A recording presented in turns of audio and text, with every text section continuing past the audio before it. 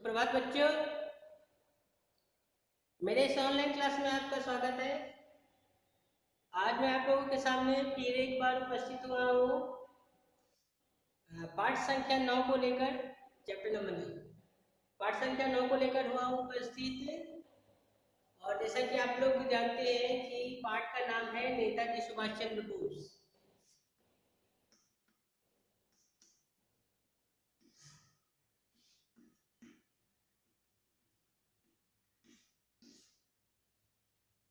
नेताजी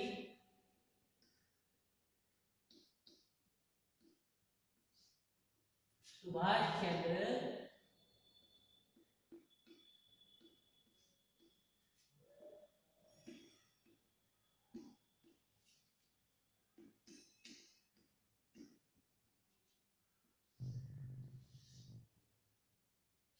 नेताजी सुभाष चंद्र बोस, यह जो है यह वीडियो इस चैप्टर का दूसरा भाग है।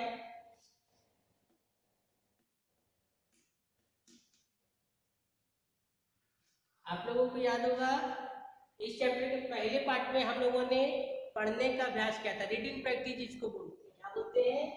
रीडिंग प्रैक्टिस होते हैं ना। तो सुभाष चंद्र बोस, नेताजी सुभाष चंद्र बोस, यह एक जीवनी है, बायोग्राफी। यह है बायोग्राफी। जब हम किसी महापुरुष के बारे में पढ़ते हैं तो उसको बोलते हैं बायोग्राफी। उसके बारे में जानते हैं। हम लोग इनके बारे में अभी तक नहीं जानते थे, लेकिन इस अध्याय को, इस पाठ को पढ़ने के बाद हम लोग जो है इसके बारे में, नेताजी सुभाष चंद्र बोस थे, उन्होंने क्या किया, क्या नहीं किया, उनके फैमिली बैकग्राउंड के बारे में हम लोगों ने कुछ सीखेंगे। हम लोग सीखेंगे। हम लोग पहले अध्याय में पहले पाठ में पढ़ चुके हैं। इसके पहले भाग में नेताजी सुभाष चंद्र बोस, नेताजी सुभाष चंद्र बोस एक क्रांतिकारी थे, महान पुरुष थे जिन्होंने भारत को स्वतंत्र कराने में अंग्रेज, हम लोग पता है कि अंग्रेजों ने हमारे देश को गुलाम बना के रखा था, तो नेताजी ने हमारे देश को आजाद कराने में अपनी महत्वपूर्ण भूमिका निभाई है। और उन्होंने इस देश को आजाद कराने में के लिए काफी संघर्ष किया है, क्योंकि हमारा देश हमारे महान पुरुष क्रांतिकारियों, वीर सपूतों के वजह से ही ये हमें आजादी मिली है। बहुत सारे क्रांतिकारी महान पुरुष हुए, वीर पुरुष हुए, उसमें से नेताजी सुभाष चंद्र बोस भी एक थे। तो इसी के बारे में हम लोग पढ़ेंगे।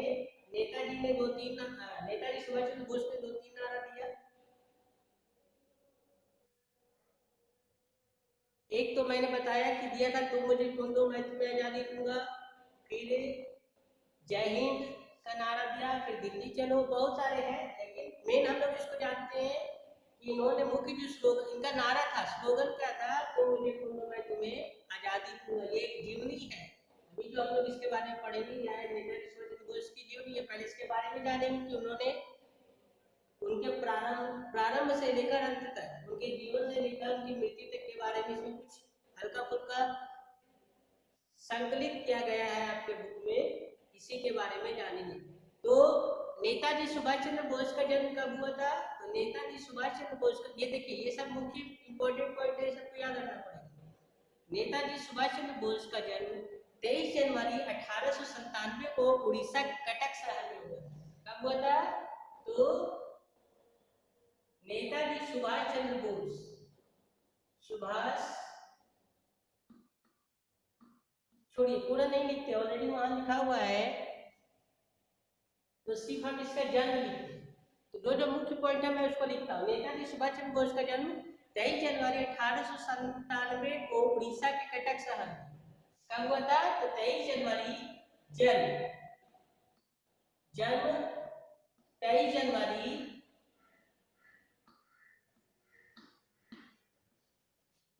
1897, ये डेट है, ये तारीख है नेताजी सुभाष चंद्र बोस के जन्म का, 23 जनवरी 1897 को। अब कहाँ हुआ था? तो उड़ीसा जो है, उड़ीसा स्टेट, आपको नाम सुनेंगे, अब इसका नाम उड़ीसा के जगह ओडिशा हो गया है। तो उड़ीसा शहर का एक, उड़ीसा राज्य का एक शहर कटक, कटक एक शहर है।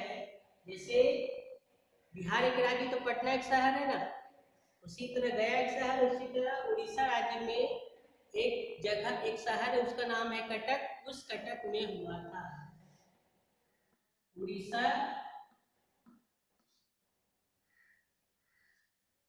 राज्य के कटक, कटक शहर में, कटक शहर में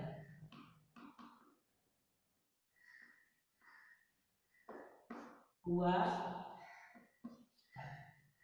23 जनवरी 1897 को उड़ीसा राज्य के कटक शहर में हुआ था।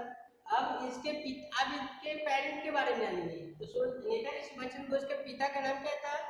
तो नेताजी सुभाष चंद्र बोस के पिता का नाम था जानकीनाथ बोस। क्या नाम था? पिता का क्या नाम था? जानकीनाथ बोस। जानकीनाथ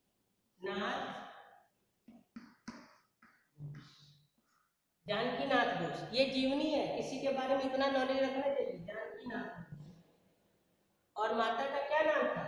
माता का नाम था, अगर आप लोग इसका रीडिंग प्रैक्टिस किए होंगे घर में तो बताइए क्या आंसर, क्या होगा आंसर? जानकीनाथ बोस। माता का क्या नाम था? माता का नाम था प्रभावती।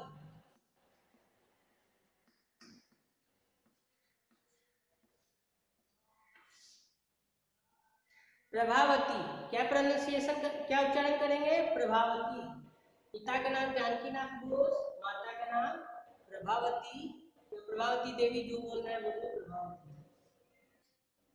तो ये अभी हम लोगों ने जाना जन्म, माता और पिता के बारे में। इसके बाद ये तो स्टार्ट होती है, क्योंकि हम लोग इसका डिग्री पढ़ रहे तो ये स्टार्ट होता है। अब इसके बारे में आपके बुक में पूरा दिया हुआ है चैप्टर, आपको उसको पढ़ना है अच्छे से। पैराग्राफ है, 3-4 पैराग्राफ आप लोग लिखिएगा, ठीक है। अब पढ़ते हैं, अब मैं पढ़ता हूँ, ठीक है। तो नेताजी सुभाष चंद्र बोस का जन्म 23 जनवरी 1897 को उड़ीसा राज्य के कटक शहर में एक छोटा सा गांव है, उस गांव का क्या नाम था? कोडोलिया। क्या नाम था गांव का? ये तो शहर है, गांव का क्या नाम है? कोडोलिया।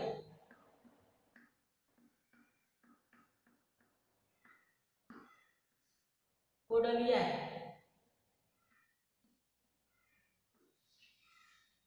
कोडोलिया गांव में हुआ था। उनके पिता का नाम जानकीनाथ बोस और माता का नाम क्या था? प्रभावती देवी और प्रभावती था।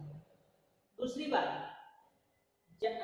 सुभाष चंद्र बोस, नेताजी सुभाष चंद्र बोस बचपन से ही मेधावी का मतलब था इंटेलिजेंट, पढ़ने में बहुत तेज थे, पढ़ने में बहुत तेज थे, पढ़ाई में उनको खूब मन लगता था, मतलब इंटेलिजेंट स्टूडेंट बोल सकते हैं, इंटेलिजेंट। तो इसी को हम लोग मेधावी बोलते हैं। इंटेलिजेंट मतलब मेधावी, या मेधावी मतलब इंटेलिजेंट, तेज थे पढ़ाई में।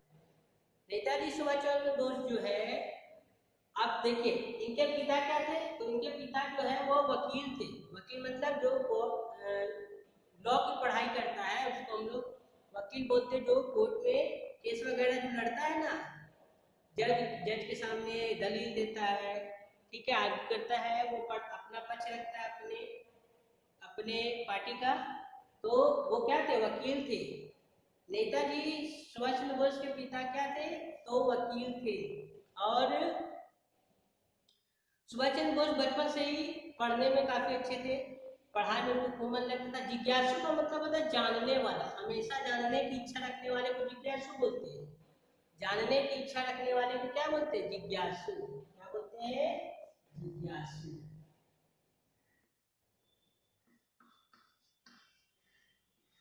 जिज्ञासु किसको बोलते हैं? जानने की इच्छा रखने वाला। जो नहीं जानने की इच्छा रखेगा तो उसको कुछ नहीं बोल सकते, लेकिन जो जानने की इच्छा रखता है उसको जिज्ञासु बोलते हैं।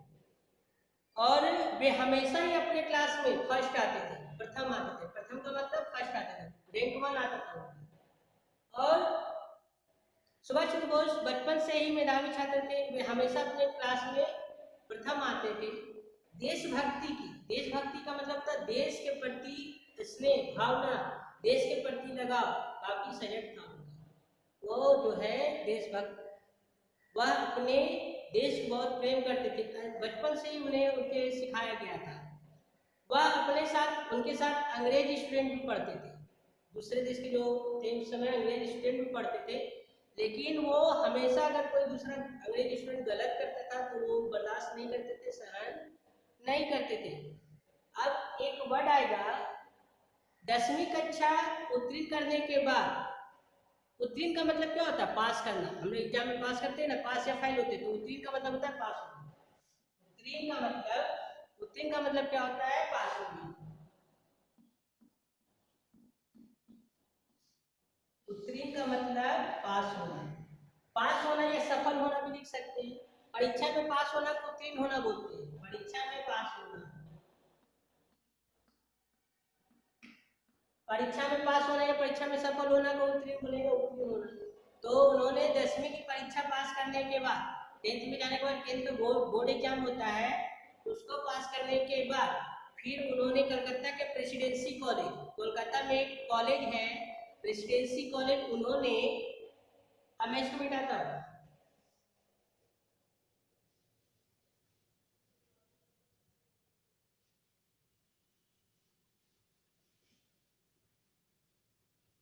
कोलकाता में 10वीं की परीक्षा पास की, कोलकाता में कॉलेज है प्रेसिडेंसी कॉलेज। कॉलेज का नाम है प्रेसिडेंसी कॉलेज। प्रेसिडेंसी कॉलेज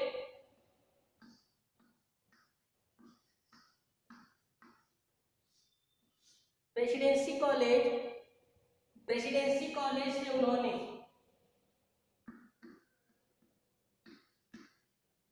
क्या की परीक्षा पास की? एमए की परीक्षा। अब देखिए एमए क्या होता है, अभी तो आप लोग बहुत छोटे हैं, लेकिन जब आप लोग जैसे जैसे आगे बढ़िएगा और हाई क्लास में जाइएगा ना, तो आप लोग मैट्रिक कीजिएगा, 10वीं की परीक्षा उत्तीर्ण कीजिएगा, फिर 12वीं को उत्तीर्ण कीजिएगा, 12वीं के बाद आप लोग फिर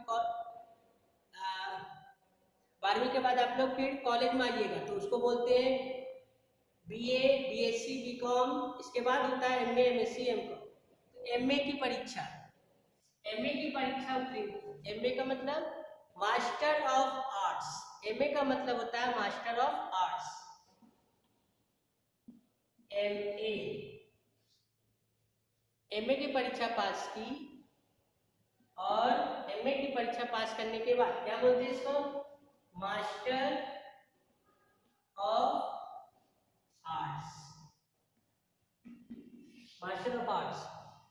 तो एमए की परीक्षा पास की, और फिर अपने पिताजी के आदेश पर, पिताजी ने उन्हें ऑर्डर दिया तो पिताजी के आदेश पर लंदन चले गए पढ़ने के लिए। लंदन जाकर इंडियन सिविल सर्विसेज की परीक्षा उत्तीर्ण की। इंडियन सिविल सर्विस एक एग्जाम होता है, उसको हिंदी में बोलते हैं भारतीय लोक सेवा, इंडियन सिविल सर्विस। ठीक है, इसको लिखते हैं इंडियन, शॉर्ट में लिखते हैं civil services. Indian civil services की परीक्षा पास, लिख नहीं पा रहे, ICA. Okay, Indian civil service, Indian civil service, Indian civil services की परीक्षा पास की। हिंदी में होता है, इंडियन मतलब भारतीय, इंडियन मतलब भारतीय, सिविल का मतलब होता है लोक, और सर्विस का मतलब होता है सेवा करना। Name some people who offer their services, बोलते हैं ना जो अपनी सेवा देते हैं, तो सर्विस। लोक का मतलब होता है लोग, जो पब्लिक के लिए काम किया जाए, पब्लिक। लोक मतलब लोग, पीपल, पब्लिक। तो भारतीय लोक सेवा परीक्षा पास की, और पास करने के बाद तत्पश्चात का मतलब होता है इसके बाद। ये परीक्षा पास करने के बाद उन्होंने तत्कालीन ब्रिटिश राज्य के सचिव लॉर्ड लिंटन को एक पत्र लिखकर क्या किया? हिला दिया। मैं एक विदेशी सत्ता के अधीन काम बोला, ये परीक्षा पास कर गया, अब इसका नौकरी हो गया, नौकरी लग गया, तो फिर उन्होंने क्या बोला कि मुझे दूसरे के अंडर में काम नहीं करना, मैं विदेशी लोगों के अंडर में और काम नहीं करूंगा, मैं विदेशी लोगों के अंडर में और काम नहीं करूंगा। उन्होंने फिर ये पत्र लिखा लिंटन को। उस समय का अधिकारी जो था, ऑफिसर था, उसको एक लेटर लिखा, उसका नाम था लिंटन। लॉर्ड लिंटन को एक पत्र लिखा और बोला कि मैं जो है विदेशी सत्ता मतलब राज्य, सत्ता का मतलब होता है राज करना। उस समय जो राजा था, अधिकारी था, उसके पास था, ठीक है। सत्ता मतलब राज होता है। तो बोला कि मैं काम नहीं कर सकता, और फिर वह स्वदेश मतलब होता है अपना देश। स्वदेश का मतलब अपना देश।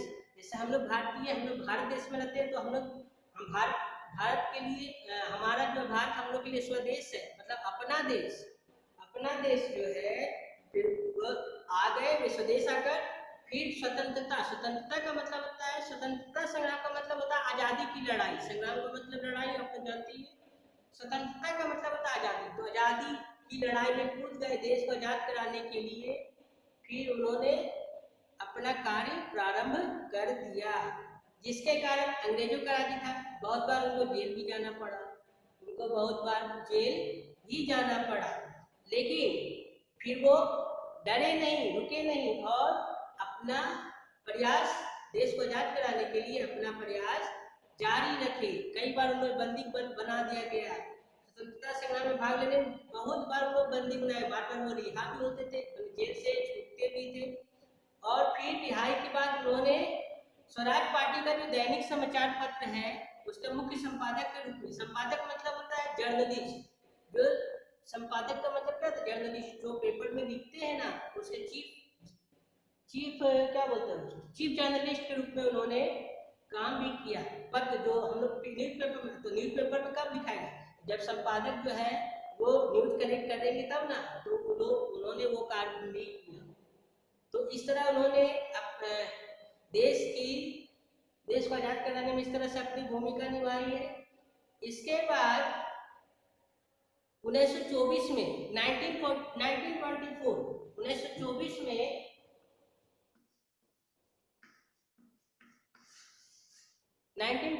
1924 में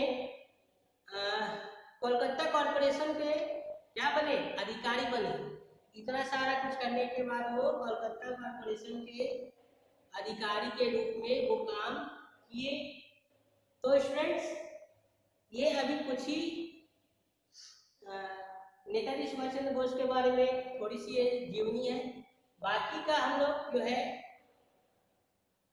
आप लोग फिर मैं बार बार बोल रहा हूँ, इस चैप्टर को पढ़िएगा, और इसके बाद बाकी जो वर्णन है इस कहानी का हम अगले वीडियो में पूरा करेंगे।